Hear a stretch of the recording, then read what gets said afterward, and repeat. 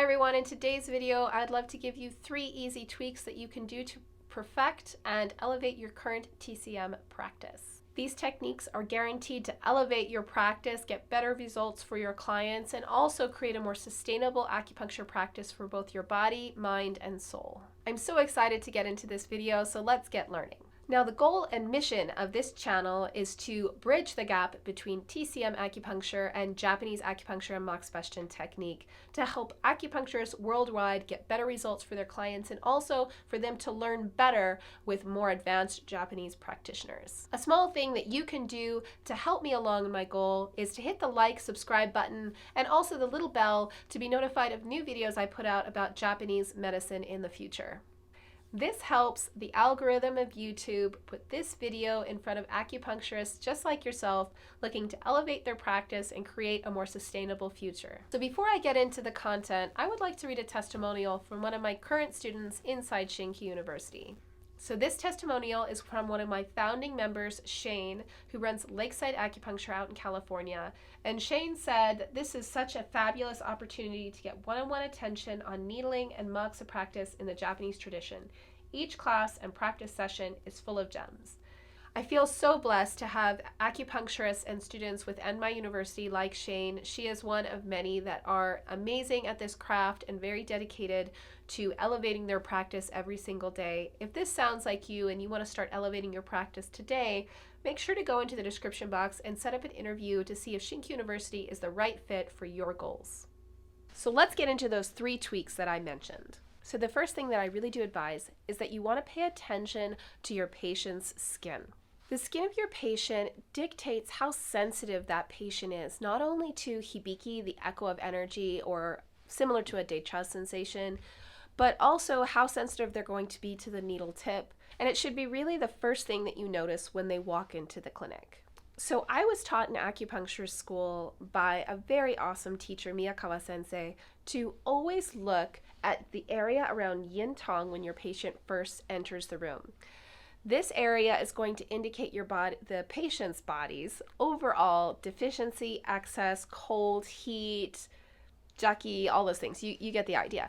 But it's all going to be indicated right here in this area. Now, there's 3 factors that I like to split this up into in order for you to really understand the skin. And those are the thickness of the skin, the texture of the skin, and the dexterity of the skin. So thickness is actually probably the easiest one for you to understand. Thick skin is going to indicate excess. Thinner skin usually indicates deficiency. And sometimes the thick or thin skin doesn't have to be all over their body, right? More than often than not, all 3 of these qualities are going to show up different places along the body according to what's happening in the body. Now, with all 3 that I've mentioned, you're going to notice that some areas of the body are drastically different than others. Now, these are signs of abnormality and should not be dismissed. For example, if you have a normal skin texture for that patient and then you have an area of specific deficiency, meaning thin skin, well, you need to start addressing that and take that into your diagnostic. And this is where your palpation skills are really going to come into play. So the second quality that you're going to really want to pay attention to is skin texture. Now, skin texture refers to the skin's surface condition. Now, ideally, the skin should feel soft with a smooth texture, but you're of course going to find places of abnormality that are, for example, rough, or really dry, or really wet, almost, I often hear people refer to that as foggy. Some are going to be sweaty. Some are going to be extremely dry in patches. If you can think of like eczema, there's like a dry patch and then everything around it is fine. Now, I like to refer to the skin's ability to retain its shape, for example, that it doesn't get torn easily or bruised easily, as the skin's dexterity. Now, obviously, if the patient is getting bruised easily or if their skin tears really easily, this is obviously going to denote deficiency. However, if the skin is too taut, it also can mean excess, right? So if the skin is stretched way too taut and then the fascia tissue is also taut underneath usually, it's going to indicate excess. And so these are really good ways for you to palpate and understand what is actually happening on the patient's body rather than the point prescription that they would have for whatever. Now, if we were to put this into a real world example, for example, someone who has extreme anxiety often is going to have taut skin and excess thick skin on their Taiyang area, and in the specific points, perhaps around the heart shoe or something like that, they might have areas of thin skin or skin that's a little bit boggy and wet and damp. It doesn't have to present like that, of course, but it's just an example. You get the idea. Now, as I just mentioned, Taiyang, right? So it's really easy to find abnormal skin areas in the shoulders, neck, head region, especially shoulders and neck, because the hair kind of gets in the way. So that's a really good place for you to start palpating your patient and trying to just notice, okay, what's the difference in their skin quality? Is it the same overall? Is it all smooth and soft? Or are there rough patches, their area of tightness? Is there any areas that are thicker than others? This is especially true if the patient has chronic injury. For example, if they've had whiplash in their neck, you'll find that somewhere around 214 more than likely. But it's just a really easy place, to start practicing this technique. Light palpation is the best way to find abnormal skin areas. If you're unsure how to start your palpation practice, you can check out this video where I kind of cover some basic ideas for that. But if you push too hard on the skin, you're going to just be pushing down to the muscle area and you're going to miss the quality of the skin. So make sure that, again, you're looking at the thickness, texture, and dexterity. Now, once you find those areas, you're going to use my next 2 pieces of advice to start treating them. So my next piece of advice is that I would really love for you to start dialing in how you're utilizing your moxa in treatment. I go into this a lot in ShinKyu University because I do love moxa. I've been dubbed the moxa queen. I don't know if I am, but I really do love it. So we're going to go into how you can start dialing in your moxa and instead of just using your stick moxa. So oftentimes in TCM education, you're taught that direct moxa or moxa in general can only be used for tonification. Now, this is one of the biggest untruths that I found within the TCM educational model. So moxa can be used both for dispersion and for tonification. Now, it's important though that when you start to utilize your moxa that you really understand, 1, your technique, 2, the patient's skin, because then you'll understand how they're going to react to your moxa. And of course, 3, what you really want to achieve with your moxa treatment. Do you want to tonify a point? Do you want to disperse a point? And that's where your theory is going to come into play. But to make this super easy, for those of you who don't have a direct moxa practice yet, if your half-grain moxa cone, when you burn it on the patient without any cream underneath, if that cone feels hot, it's dispersive. Now, if that cone feels warm, it's tonifying. I like to say dispersive moxa feels like you've touched a hot pan and pulled away before anything's happened so you don't get a blister. And tonifying moxa should feel like a warm bath.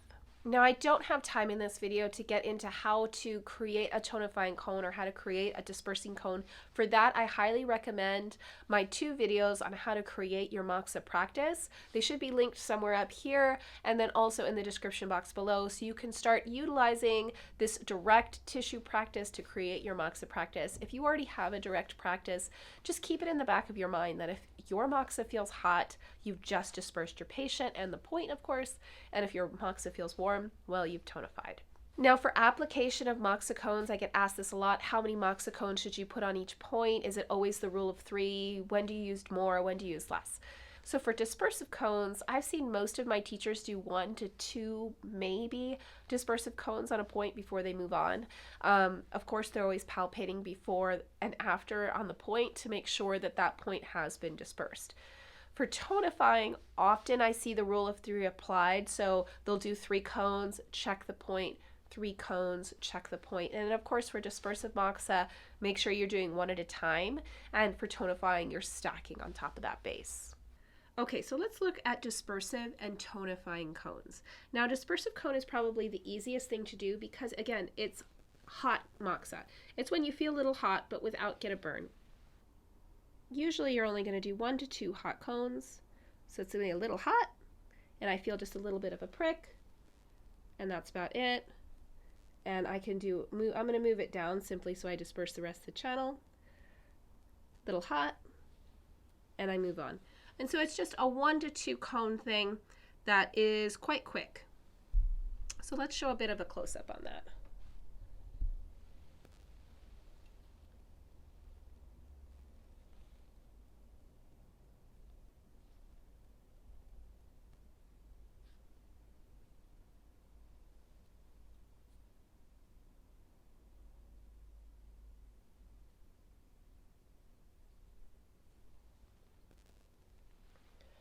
Okay, so a tonifying cone is going to be a little bit different.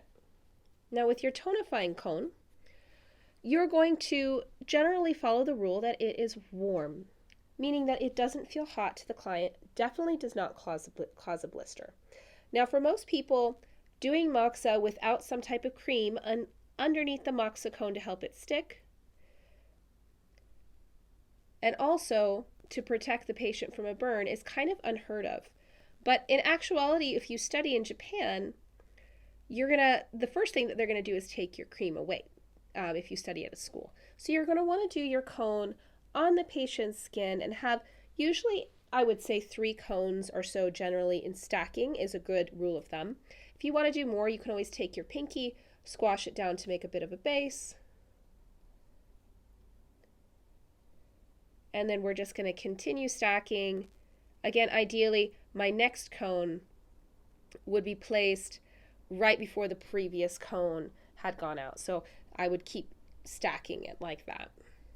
And that's the basics of a tonifying cone. Now this should not by any means, it's a little bit of ash on there, but that's about it. This should not by any means leave a blister or that resulting heat effect where it feels very hot.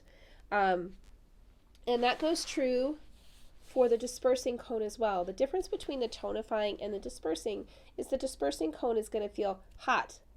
And whereas the tonifying is going to feel warm, warm, warm, warm. And that's what you want to do.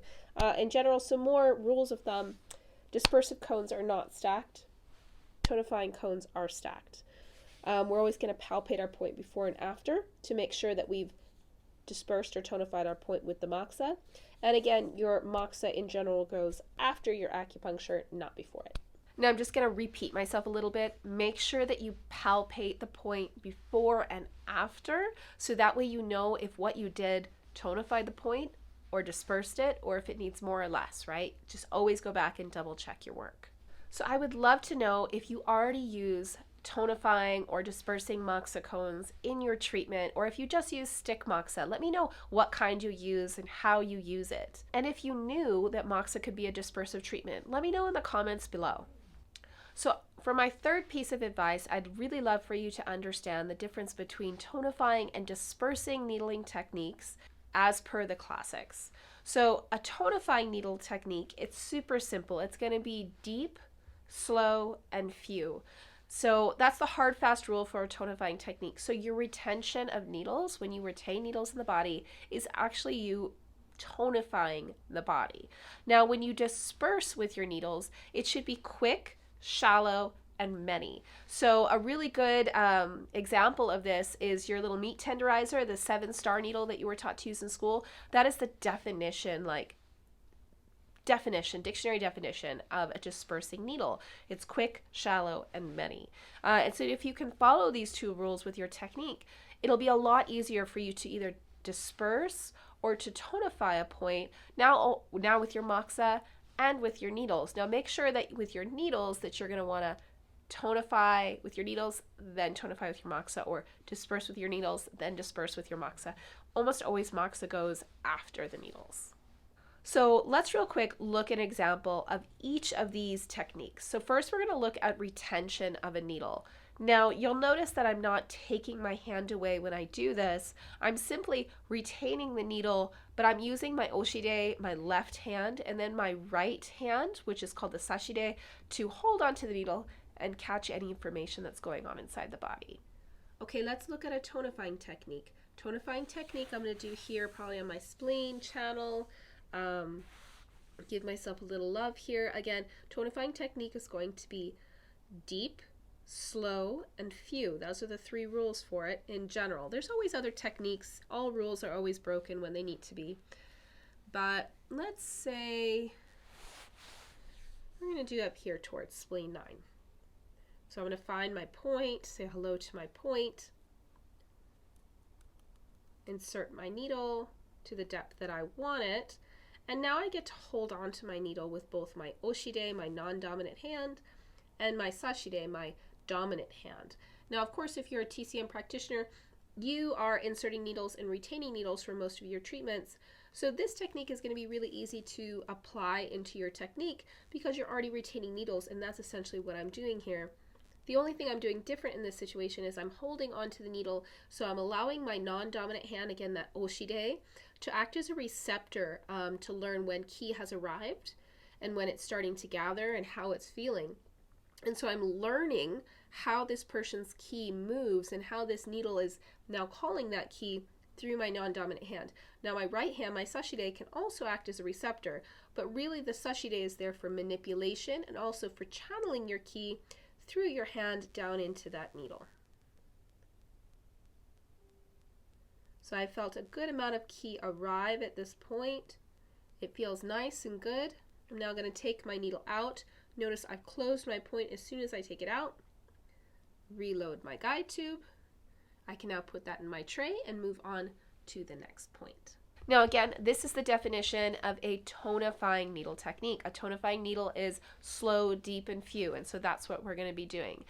Now, for a dispersive needling technique, a really easy way to see that is a quick insertion, reload, quick insertion, or also just a surface contact needling technique. That's going to look a little bit like this. All right, so first let's look at a dispersive needling technique.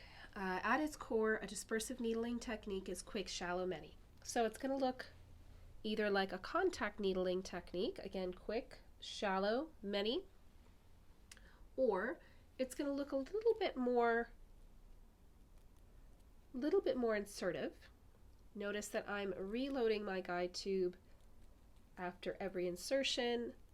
I'm also utilizing my oshide, which is my dominant hand, to help control the shaft. I'm going around and just finding all of these places along the gallbladder and the stomach that are a little tight. You know, after a long day at work, you know, of course you're going to have a little bit of tension in the outer pillars of your body. And so that's a really quick, easy technique. Again, quick, shallow, many. That's dispersive.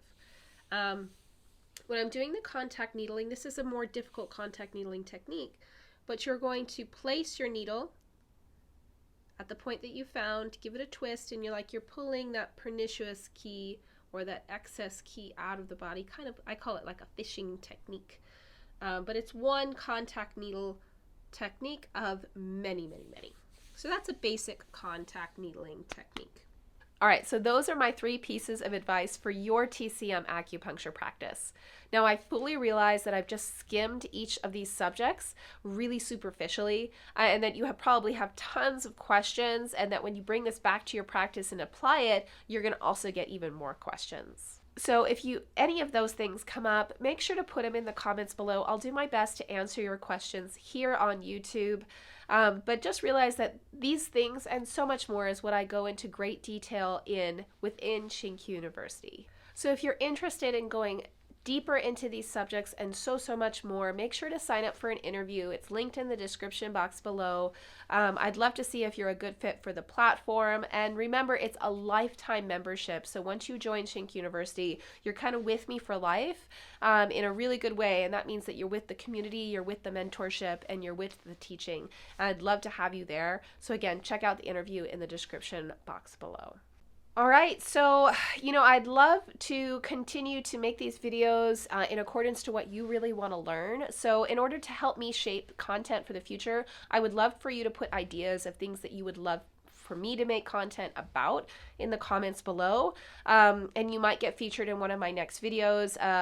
If you have a video and you're unsure about, I'm not sure about this, I've done this technique and I don't understand it, you can send me a video to my social media or to my email in the description box below as well. That's linked. That's info@shinkyuuni.com. So you can just go ahead and send me a video there of you practicing, and then I'll make a whole video in order to help you learn in the future. So make sure to put those comments, send me those videos. I would love to see your practice and help you continue learning. So as I said in the beginning, the mission of the ShinKyu University YouTube channel is to bridge TCM and Japanese acupuncture and moxibustion and bring them together to help elevate your practice, get you better results for your clients, and help you to learn better with Japanese advanced practitioners. A small thing that you can do to help me on my mission is to hit the like and subscribe button, and then also to hit that little bell to be notified of future videos that I put out about every week about traditional Japanese medicine. This helps the algorithm get this video out to like-minded acupuncturists just like you who are striving to get better results with their clients. Now, if you're ready to learn more but want a little bit of inspiration, I highly recommend you check out this video about a recent interview that I did with Patty Pullman. She just brings such a beautiful light and a peaceful vibe to our medicine, and it's really inspirational, so I highly recommend that you check out this video next. Thanks for watching today, and until I see you next time, happy practicing.